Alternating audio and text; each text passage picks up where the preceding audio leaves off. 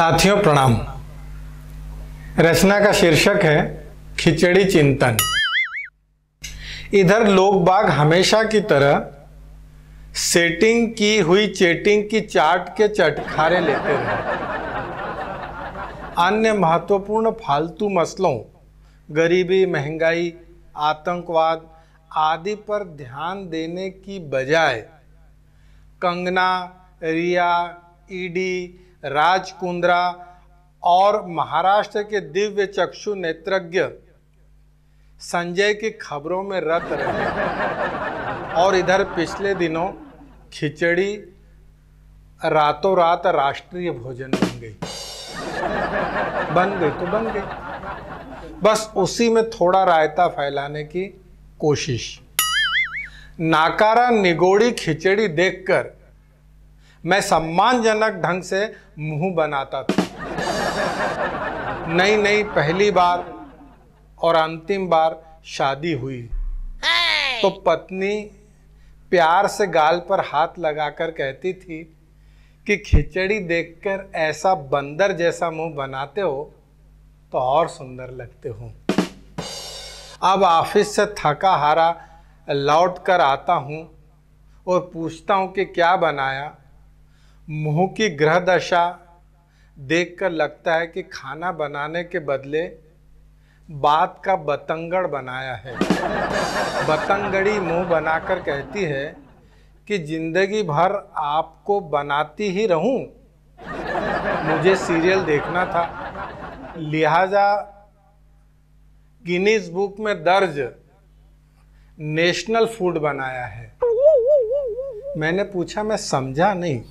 तो शांति से चीख कर बोली, अरे खिचड़ी का हंडा चढ़ा दिया है, अब बंदर जैसा मुंह मत बनाना, आजकल वैसे ही दिखने भी लग गए हो।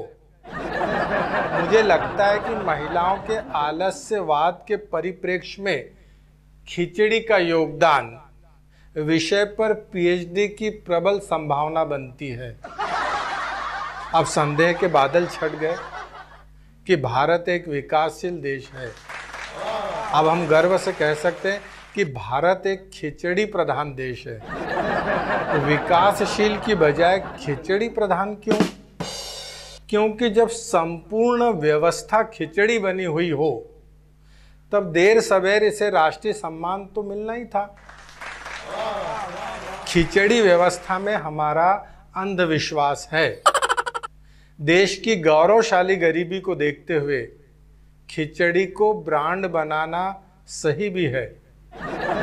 हालांकि रात की महफिलों में खिचड़ी के साथ किसी ब्रांड का कॉम्बिनेशन जमता नहीं है। प्रदेश के लड़खड़ाते होनहार इतना त्याग तो कर ही सकते हैं। बाबा कामदेव ने ऐसी खिचड़ी पकाई कि 70,000 करोड़ की जमीन कौड़ियों में मिल गई। बाबा के चेहरे पर तेज नहीं है, वे दूसरों के तलवों की दिव्यता को भी देखने की सामर्थ्य रखते हैं। इंडिया गेट पर ऐसा तड़का लगाया कि जमीन मिलने के गेट खुल जा सिमसिम की तरह खुल गए। राजनीति में ऐसी खिचड़ी बड़ी सुपाच्य होती है, खाने वालों को वोटों में तब्दील करने की ताकत रखती है। खिचड़ी के मैजिक के आगे कोई लॉजिक नहीं है। इसे वे पारदर्शिता के साथ खिचड़ी पकाना कहते हैं। सत्ता पक्ष नवेली वधू की तरह सिर झुकाए होता है, मानो कह रहा हो कि घी गिरा तो खिचड़ी में ही ना। इस तरह खिचड़ी में स्वादिष्ट डील की संभावनाएं छिपी होती है। ऐसी खिचड़ी के सामने रसगुल्ले भी शर्मा जाए। हर दल ऐसी खिचड़ी पकाते रहे हैं, पब्लिक पकती रही। गरीबी, भूखमरी हटाओ के नारे बिरबल की खिचड़ी ही साबित हुए। इसमें दिल्ली का कोई दोष नहीं है, क्योंकि वहां प्रदूषण, कोहरा, धुंध और धुआं बहुत है। दाल चावल का मिश्रण ही ऐसा है जैसे कई दलों का मिश्रण हो। यदि चावल मुलायम हो और दाल अक्ललेस हो जाए तो जल्दी नहीं गलती। यदि एक एक दो दो विधायक सांसद वाले छोटे मोटे कई महत्वपूर्ण दल मिल जाएं तो ये मूंग और मसूर की दाल कहलाते हैं। सोचता हूं कि मलाईदार चारा खाने के बाद खिचड़ी कैसी लगती होगी। दाल का प्रोटीन, चावल का कार्बोहाइड्रेट और भरपूर पानी मिले तो लगता है कि महाराष्ट्र की मिली जुली 3 चक्के वाली सरकार है जो कईयों के मंसूबों पर पानी फेर सकती है। इसे हमारे यहाँ ढाई चावल की खिचड़ी अलग पकाना भी कहते हैं। टीवी चैनलों पर आने वाले ब्रह्मांड के ज्ञानी प्रवक्ता इसी श्रेणी के होते हैं। खाकसार आपकी जानकारी में इजाफा करना चाहता है कि अढ़ाई चावल की खिचड़ी पकाना का मतलब है अपनी बात पर अड़े रहना कहलाता है। कुछ तथाकथित सांप्रदायिक दल बदल खरीद बिक्री का बघार लगाकर अलग खिचड़ी पकाने के चक्कर में लगे रहते हैं।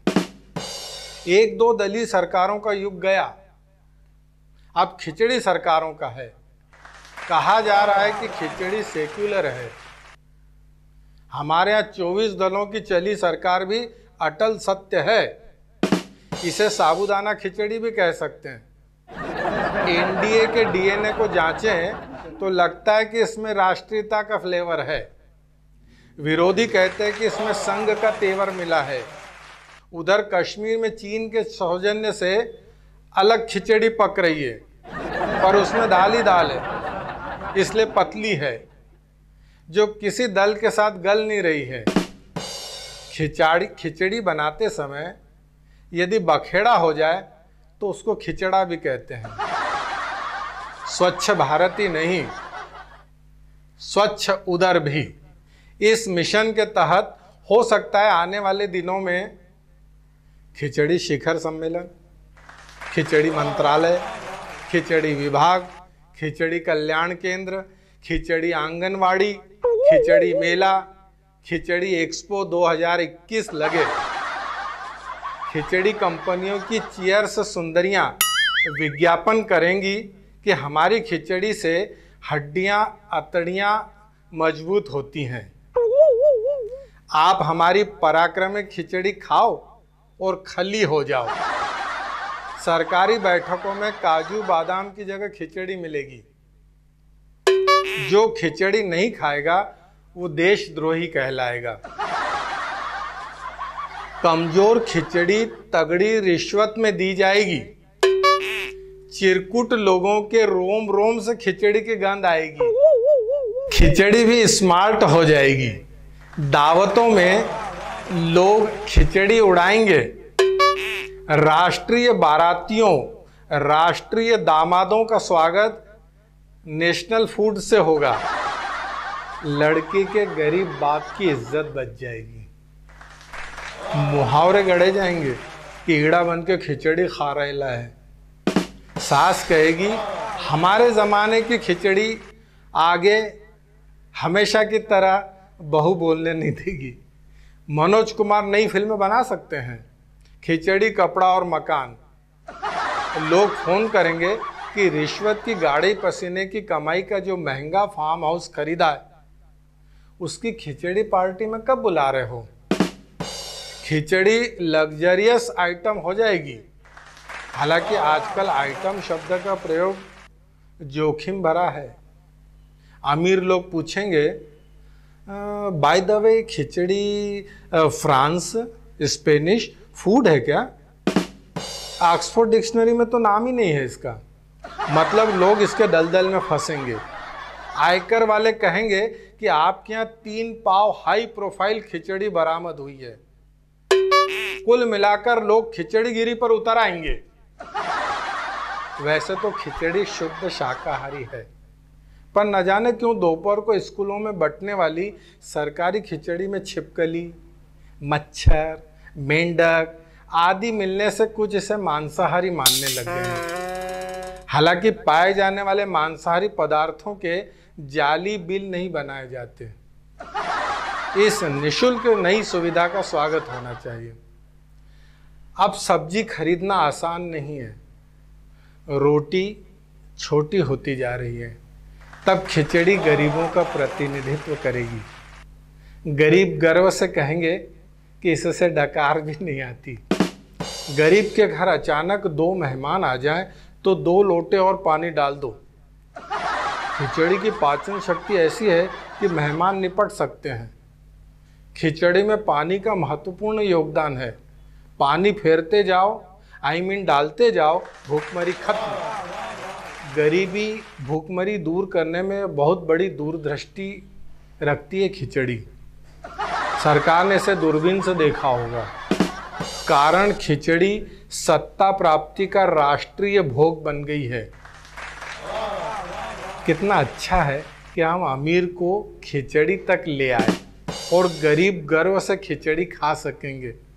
न कोई राजा होगा न रंक, सब समान।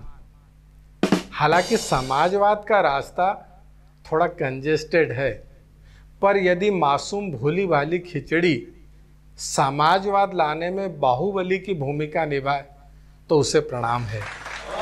देशी खिचड़ी विदेशी मुद्रा लाएगी, इसका पेटेंट करा लेना चाहिए। इसके मार्केटिंग और पैकेजिंग की संभावना भी है, इसलिए इसका राष्ट्रीयकरण कर दें तो अमीर गरीब का राष्ट्रीयकरण का एकीकरण हो सकता है। गरीब तो इसे अंतःकरण से स्वीकारेंगे और इस पर सब्सिडी देनी चाहिए।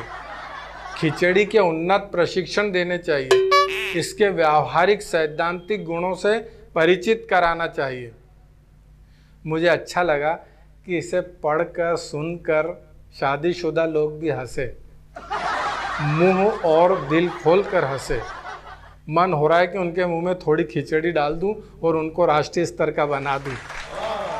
बस दूसरों को पकाने की बजाय राष्ट्रीय भोजन पकाएं।